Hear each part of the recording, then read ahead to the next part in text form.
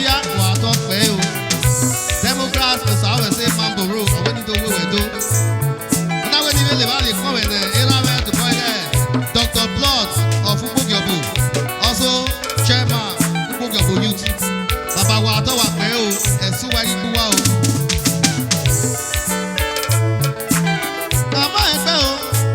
Ọmọ ẹgbẹ́ no be we le ka o. Atenuwa uni bi agbon sa nile ga sa we se o. Ina we to le ma le kon we no gbogbo ni ye me. Mrs. Evelyn Awasoba, MD Ivy Gold Rentals, Silogoro of Egbe. Ibe bere ro gbogbo ni ye me Ezeka one of Italy, Lady B. See never die. Ina do le ma le kon we no tu we no enegbe to boy King Brothers Club of Benin. Dona Kaloti, Dr. Brighton, no be say here. Maya Yenyaso one. Ambassador Iyobosa Iyeguwena, Vice Chairman, the Esama of King Brothers Club. Imamia Efosa Omoige Committee Chairman. Wagayo. Ive bero tu we no enegbe Ibiye Club of Benin na do Hugo. Nyenoro Kaloti Irame. Ambassador Godwin Ignogu, Ebo Presido. Imare miamia to boy Esoni Novio Sayako, the Vice Chairman. He said to me, well, Samuyi, Era Venera. Penny, you're going to Samuyi, and it's your man, Dr. Jolly, a jolly man, no big queen, Nadio, Toga from Whiteo. You know, to live on the Coe Roman there. Prince, I can't want you no God. Atalakma one, Hoga Fwekwe. Alalele, Vasilo there.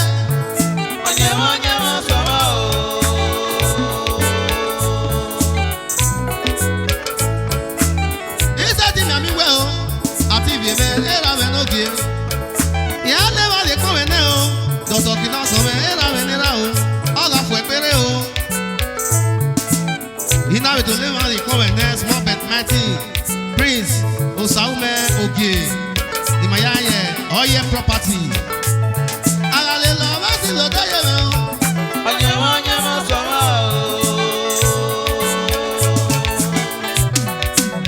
God first, unity.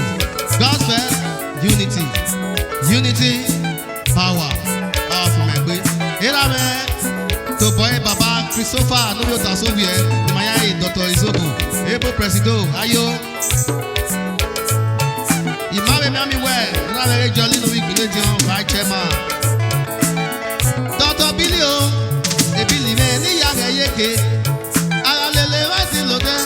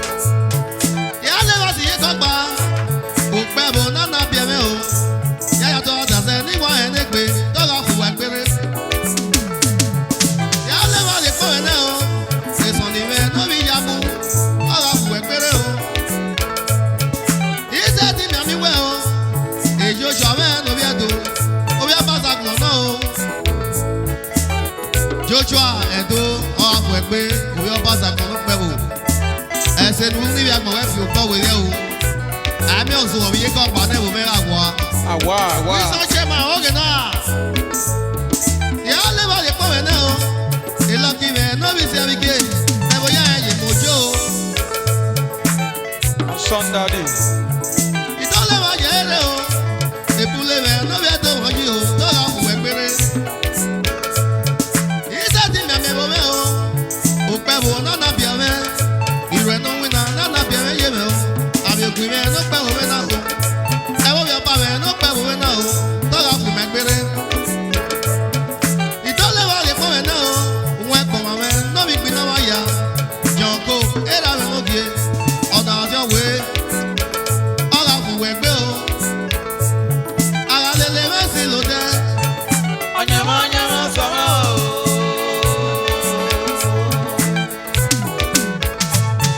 Ara le lo me si lo de ye me o. Onyama sama o.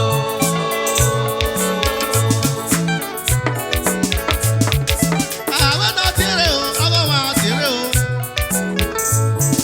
Ya le wa ye re o. Ada se me no wa enegbe. E Frankie me no bi o ta ya ko. O set mega o. Frankie me o we di wu we to. Ola fu we pere o set mega o. Ara le lo me si lo de. Onyama sama o. Ya su pita pele o. Ya ya ko ba da se ni wa enegbe. Aba da se ne ri te pe mu o. Aba da se ne ko fe ye pe. Aba da se no ya me ni e bo. De wa ni ga o. Ibi e we si no o. Ya le wa le ko me na o. Ambassador Christian Obi Ojo. Ara fu e pere. Ambassador Christian Ojo. MD Chris Joe Ventures. Ara fu e pere. E Christian Ojo. Ona ta fe maintain. E maintain me no bi odudu. Ara fu e pe o. Idole ma le ko me na. Honorable Osabo Abudu aka Baba G. Yetonoga Ara fu e pe. Imawe miamia to boy Odolewu of Iyanomo. Doniga, Honorable Usunabu Idusoge. Arale la wasi lode. Onyama sama o. Idole ma le ko ene o. Eno sabe no be no bore o. Obi awe si no o. Idole ma yo tume no ene pere Central Stars of Benin. All Central Stars. All Central Stars. Central Stars unbeatable. Arale la wasi lode. Onyama sama o. Ya le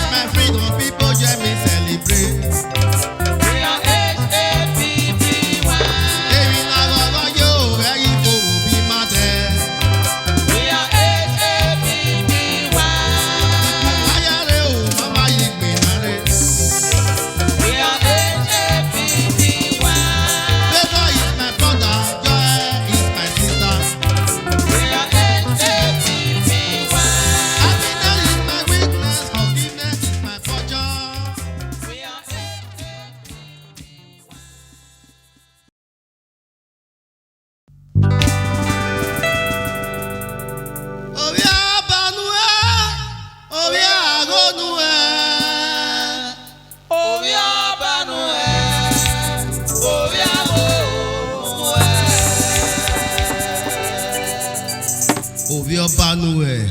Uwe no bi ọba. Ọba no nyamogun. Umogun ọ̀sà. Ọba àtọ́pẹ́. Ìṣẹ́. Ẹ̀mí wọn bẹ́ẹ̀ tó jẹ́ mẹ́gbẹ́. Ovi ọba nuwe. Ovi àgọ́ nuwe. Ovi ọba nuwe. Ovi àgọ́ nuwe. Ẹ̀yin ni a kè wò bí a.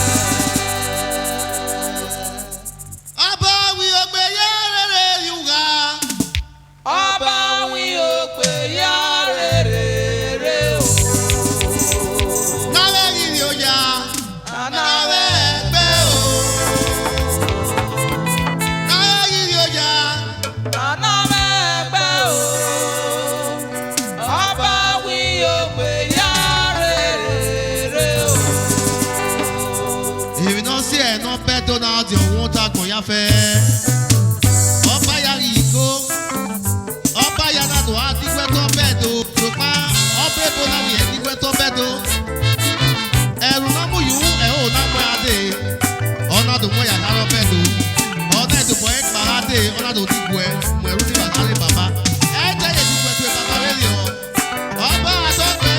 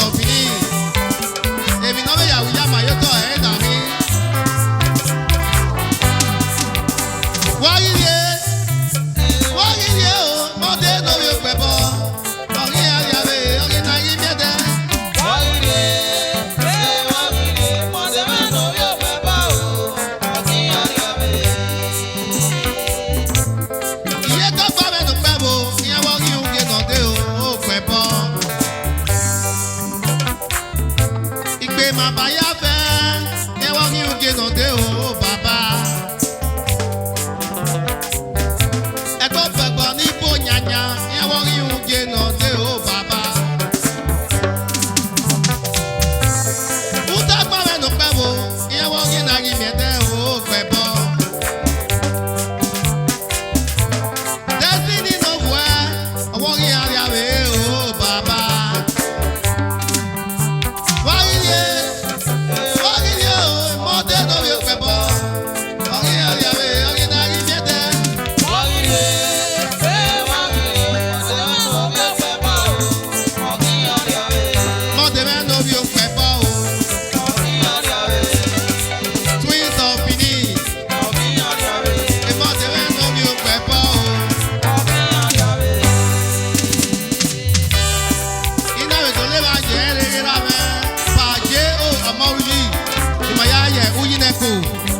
Ọ̀sọ́gbọ̀ ya fẹ́ wọ́n kí n gbènà dé o, sẹ́mi wọn náà sóyó tọ̀, ẹ̀yìn náà kí.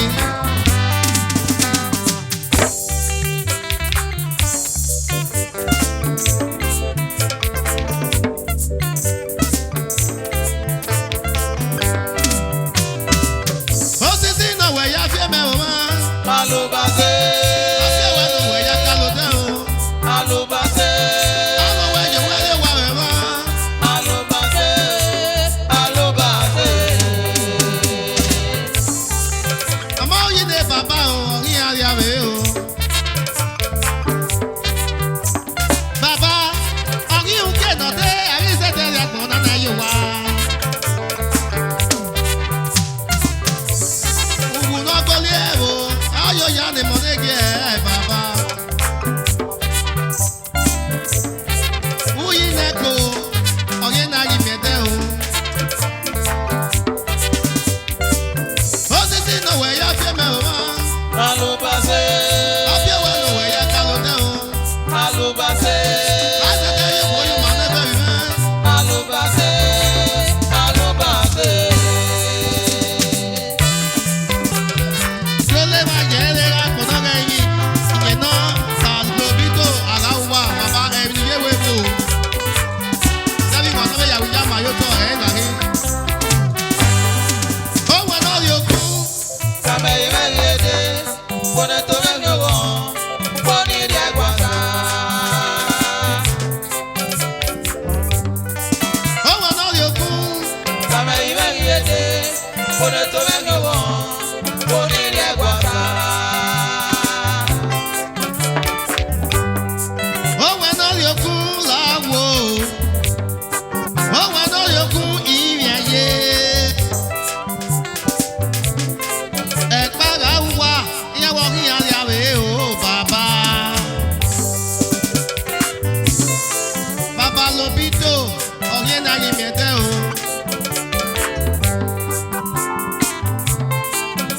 Ìrẹ́dẹ̀ làáwòwò nù wẹ̀rẹ̀ rọ̀rọ̀ wẹ̀. Ó wẹ̀ náà yóò kú. Kàmẹ́ ìrẹ́lẹ́dẹ́, kọ́nẹ́ tó mẹ́rin wọ̀, kọ́ ní ilé ẹgbàá. Ìjọlẹ̀ máa jẹ́ ẹ̀rẹ́ra kùnà rẹ̀ mi. Ẹni máa sa ẹ̀fọ́sà Victor Uwaifo, the professor. Sẹ́mi wọn náà yàwó yá màá yóò tọ̀ ẹ̀ nàrí. Yẹ́yì gbọ́dọ̀ fẹ́. Joromi, Joromi, Jo. Yẹ́yì gbọ́dọ̀ fẹ́.